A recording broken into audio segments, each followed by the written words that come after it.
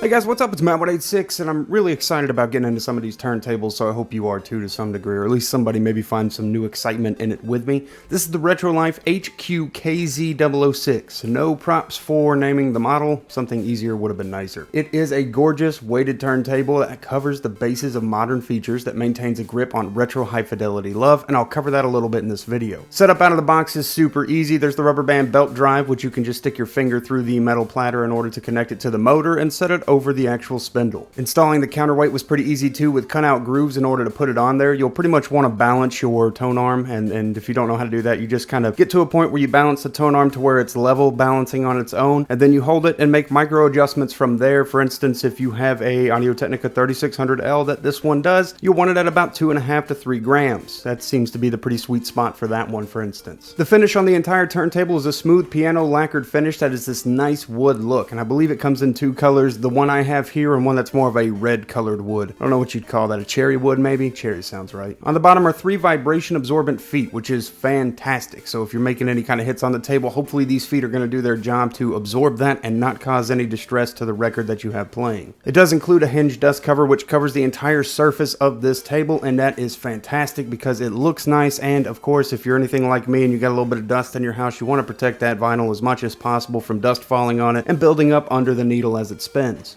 On the rear is a ground line, but there's no ground cable included, so you already need one from your receiver to this if you're going receiver. You have RCA left-right, the phono bypass toggle, so if you wanted to skip going line, whether it's the Bluetooth preamp inside or the RCA preamp going to a speaker, if you want to bypass that and go phono for the most high-fidelity love, it does have a toggle switch so you can bypass the preamp inside and go right to phono to a receiver or amplifier. It has a USB Type-B, and this Type-B will go to USB Type-A for your PC if you wanted to do things like ripping audio from your vinyl records and making them digital on your computer. That is something you can do with this turntable. There's also the DC in. On the far right is the power toggle switch to turn the actual device on and off. You might have questions about Bluetooth, and I will provide your answer here. It transmits Bluetooth out automatically to any Bluetooth capable speaker.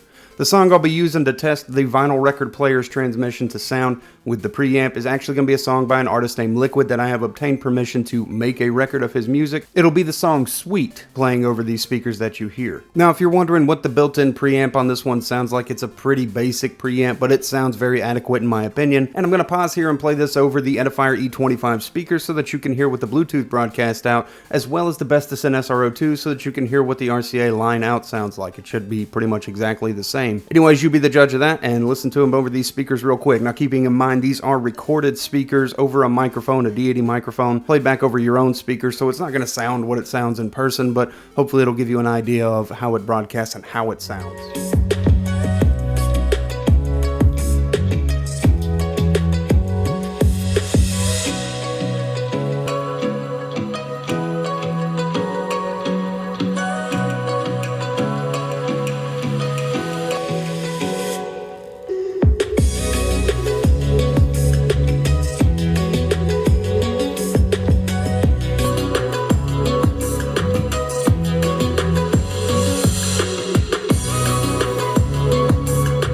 The available speeds on this turntable are 33 and 45. The turntable is fully manual with no auto stop feature. So when the tone arm reaches what would be the innermost toggle, it just continues to spin until you go and acknowledge it by turning it off or lifting the arm and bringing it back over. The turntable, as I mentioned earlier, does come pre-equipped with an Audio-Technica 3600L needle. This may be one of the most common needles available on the market. They're easy to replace and they're easy to use and install. And they're just generally pretty good. I think I've learned really quickly that I wish more for fully automatic or at least semi-automatic turntables to roam the market. But in a case like this, I would easily trade the automation features for such a simple, beautiful design that sounds good, that's just easy to use and set up, and is a nice looking piece. I love this thing and it gets a big thumbs up from me. Hopefully you found this helpful and useful to you and it answered some questions that you might have about it. I'll see you guys in the next video. You have a great day, night, whatever it is.